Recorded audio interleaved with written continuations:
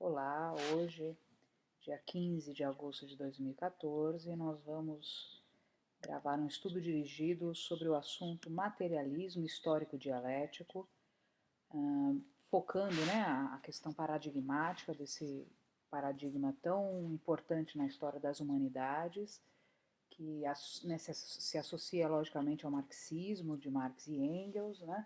E a ideia é a gente poder estar discutindo hoje algumas dessas questões que perambulam por esse paradigma. Para começar, eu vou estar indicando alguns livros para a gente poder usar como base. Eu gosto muito de uma coleção da editora As Vozes, que lançou Para Compreender, de vários autores, e aí a gente tem aqui o Para Compreender Marx, do Dennis Collin, que é bem interessante, muito bem escrito, e eu usei algumas desse material para preparar esse estudo dirigido.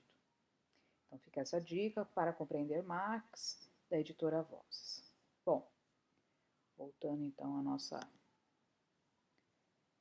quadro aqui. Então vamos falar do materialismo. O materialismo histórico dialético, né, se a gente entender ele como um paradigma triádico, tem como uma primeira grande questão entender justamente o que vem a ser a ideia do materialismo, né? Então, o materialismo ele se torna um grande paradigma a partir do século XIX, né? Onde nós temos aí a intensificação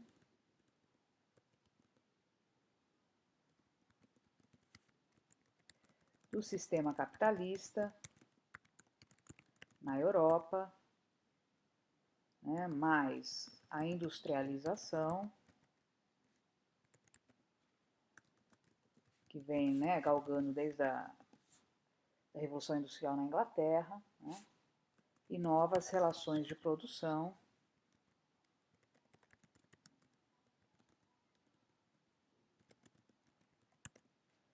estabelecidas justamente, né, por conta desse sistema capitalista, que implica então em novas questões, tá? Nova divisão de bens, novas desigualdades sociais, contradições que vão aparecendo, né, entre diferentes classes sociais. Aí poderíamos falar de duas classes, né? Além disso, nós também podemos entender o materialismo dentro de uma outra grande questão, que é, né, a questão do avanço das ciências naturais, né, com a descoberta de algumas questões importantes. Por exemplo, né, a lei da conservação da energia, na área da física e da química, né, que diz então que prova que a energia, né, passa de uma forma para outra e não desaparece, na verdade que há uma transformação da matéria, né, então essa é uma importante lei que a área da física e da química vão estar instaurando. As novas doutrinas, né, da estrutura celular dos organismos vivos. Então, novos estudos sobre as células, né, e também com a inovação de novos equipamentos e instrumentos para mapear essas células, então provando que as coisas são feitas por matéria, mesmo a nível microscópico. E eu considero uma das mais importantes contribuições a teoria evolucionista de Charles Darwin, né, que afirmava, então, através de uma explicação científica, que a origem do homem se dava, né, a partir de uma relação com seus antepassados animais e portanto, né, havia aí toda uma contestação do modelo criacionista, que é o modelo que a igreja, então, divulgava, não é, com a ideia de Adão e Eva, uma visão mítico-religiosa. Bom, essas, entre outras questões, né, quer dizer, essa questão desse novo sistema de produção associado a esse avanço das ciências naturais, seja na área da biologia, da física, ou mesmo da área, né, do evolucionismo darwinista, quer dizer, contribuem para que os pensadores, os estudiosos, comecem a conceber um mundo e os seus objetos de trabalho a partir de uma visão material. Por isso que eu disse logo no início aqui da nossa fala, que o materialismo dependia desse contexto final do século XIX e início do século XX. né? Então, materialismo nesse sentido, ele está muito preso com esse contexto social, científico, econômico, né? Quando pensamos no materialismo histórico dialético, a gente está pensando, obviamente, né, num sistema que foi arregimentado pelo Marx e pelo Engels, com toda uma finalidade sociopolítica e econômica, né,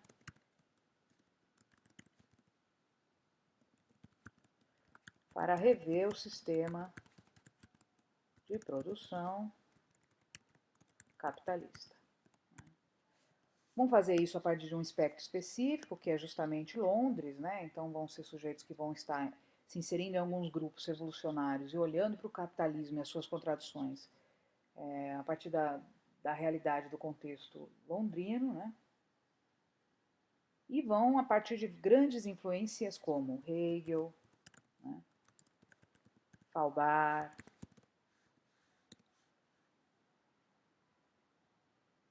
crítica a algumas teorias econômicas como de Adam Smith, Ricardo Reis. Né? Vão começar de fato, né, a construir então esse grande paradigma, né, e propor então à sociedade um novo olhar sobre a sua forma política e econômica. Né? Então, quer dizer, esse paradigma que nós estamos aqui num primeiro momento entendendo como algo mais filosófico, na verdade ele se fez, né, a partir de uma relação mais sociopolítica. A gente não vai enfocar tanto isso hoje na nossa fala, mas é importante que isso esteja bastante claro. Né? Então, esses sujeitos e essas influências fazem com que Marx e Engels construam um paradigma que tenha essa característica, né, onde se afirme, né, que as relações são materiais, então as condições de vida, né, são vistas a partir do que é existente, do que se dá na relação concreta, real e simbólica socioeconomicamente, não existe nenhum tipo de acepção idealista, então uma das grandes questões que está na base do materialismo histórico dialético é a crítica às visões idealistas de homem e de mundo.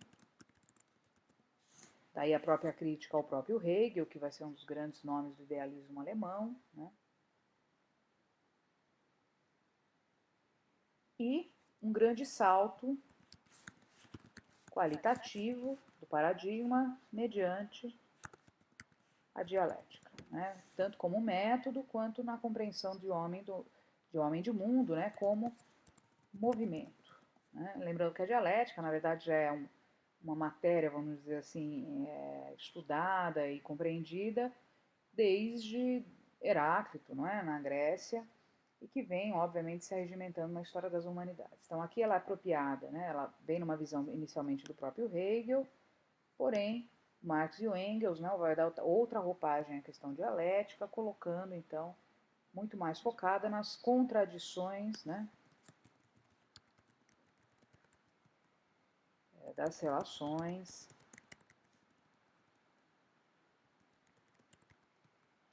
sociais, históricas e políticas tecidas pelos homens num dado momento histórico. Né? Diferentemente do Hegel, que já trabalhava com a dialética muito mais como um movimento do espírito do tempo, né, e aí uma visão idealista, aqui nós vamos ter de fato, né, a ideia da dialética como movimento preso às contradições das reais condições de existência do homem naquele momento histórico. Essa é uma das grandes questões que o materialismo histórico dialético vai nos contemplar, não é? E vai nos ajudar, então, a compreender o mundo e as suas relações de produção num outro patamar. No caso do próprio capitalismo, né, podemos dar como exemplo que contradições seriam essas, por exemplo, as contradições entre as classes sociais, né, e suas formas de dominância. Né? Então, por exemplo, não é, a questão da classe burguesa versus o operariado, e de que maneira, então, não é, essa classe burguesa que detém os meios de produção criam ideologias que vão distorcer, vão naturalizar determinadas verdades e discursos, nas quais o operariado muitas vezes então vai trabalhar cegamente para alcançar, né, esses discursos ou esses desejos ou essas ambições do mundo burguês.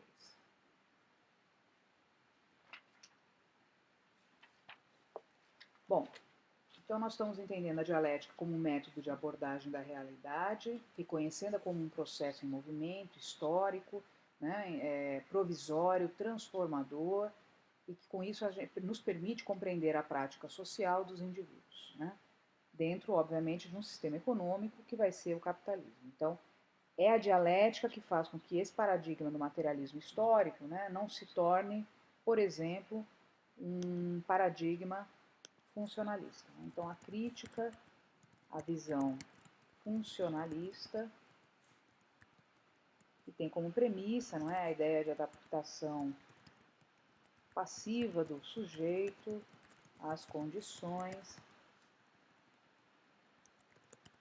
sociais. Aqui não, nós estamos falando de uma visão, então, dialética, né, que visa a transformar a consciência do sujeito e, portanto, promover a transformação, considerando, por exemplo, o conflito, né, como algo vingador, ou promissor, ou saudável, ao contrário da visão funcionalista, que vai ver o conflito como algo, né,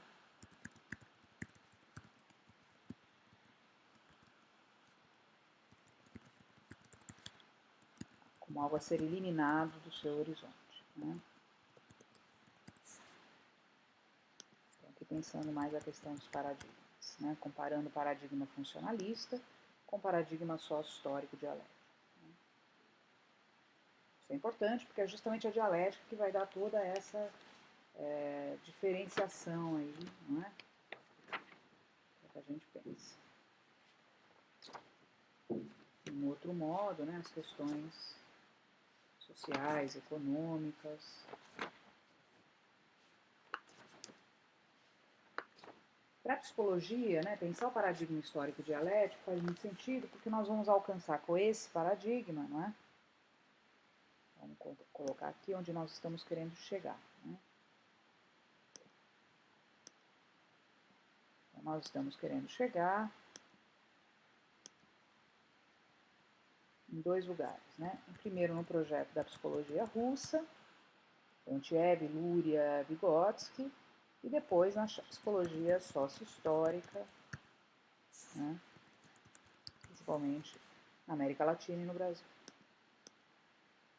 Então, para nós chegarmos na psicologia russa, que tem essa base histórico-dialética, portanto, também a psicologia sócio-histórica que é influenciada por essa psicologia russa, nós temos que passar primeiro por uma compreensão, né, do paradigma, então, materialista,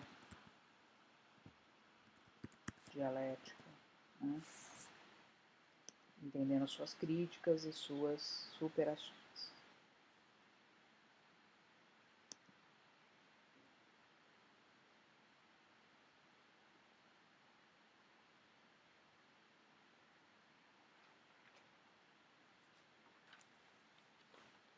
Marx e Engels, né, quando constroem essa proposta materialista e histórico-dialética, e a gente pode encontrar na obra Ideologia Alemã, né, vou até colocar aqui, como uma das grandes obras que a gente pode encontrar uma discussão sobre paradigmática, né? Aliás, eu indico que vocês leiam a introdução desse livro, que é muito bem escrita e nos dá já um grande mapeamento desse paradigma no qual nós estamos hoje estudando juntos, né? A Ideologia Alemã é um dos primeiros livros que Marx e Engels então vão se dedicar a discutir esse paradigma, né? Onde então vão estar discutindo o que é história, por exemplo, né? Agora a história não mais como um movimento do espírito do tempo do Hegel, mas como a história do mundo real, né? Como os homens reais produzem as suas condições reais de existência, né? Repleta de contradições,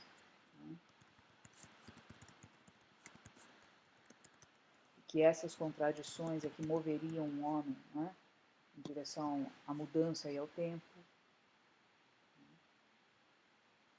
Então, a ideia de trabalho como motor da vida e do mundo, né, das relações,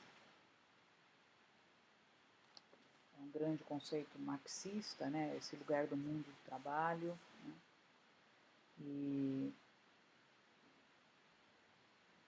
também, né, a ideia de que a história não é um desenvolvimento de ideias, mas é desenvolvimento das forças produtivas de um dado momento histórico, de uma dada nação, né, e que então é neste modelo de produção e suas grandes contradições é que se cria, né, que se criam, por exemplo, né, a divisão social do trabalho, poderíamos falar aqui, por exemplo, trabalho manual e intelectual, né, as dicotomias sociais, então a luta de classes e as desigualdades sociais e violentas oriundas disso, né, a questão da alienação e da ideologia, né, como algo que o próprio Marx e Engels também vão estudar, né, e vão estar pensando na própria sociedade capitalista como aquela, né, que aliena através até do próprio mundo do trabalho, né, o sujeito do seu produto, então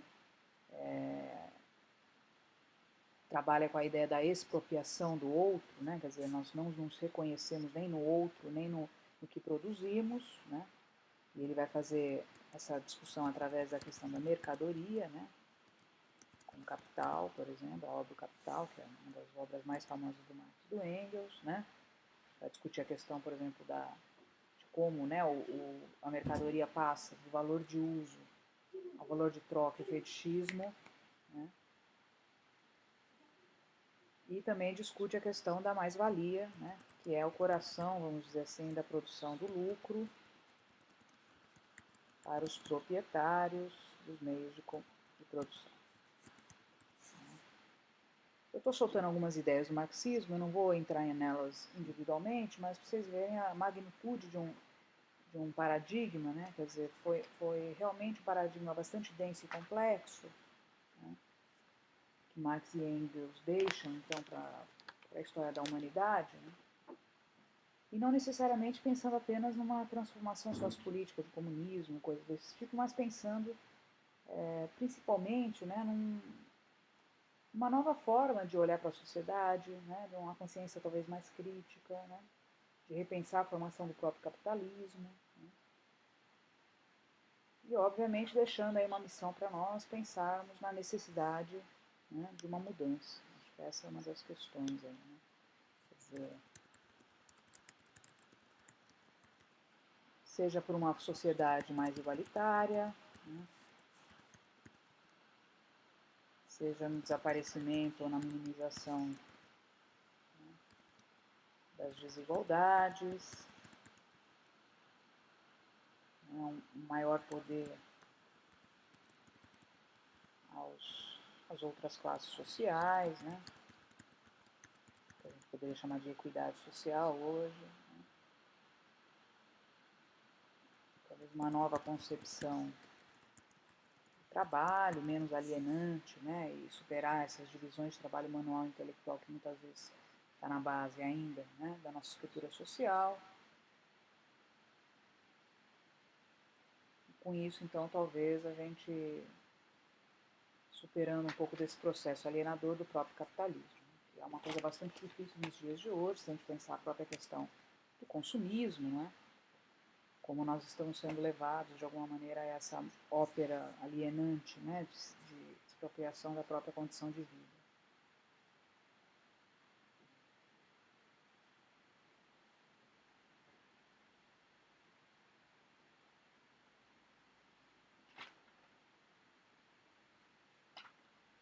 Bom, era isso que eu queria deixar do ponto de vista mais de estrutura, né? Para que nós introduzíssemos a questão do materialismo histórico dialético, né?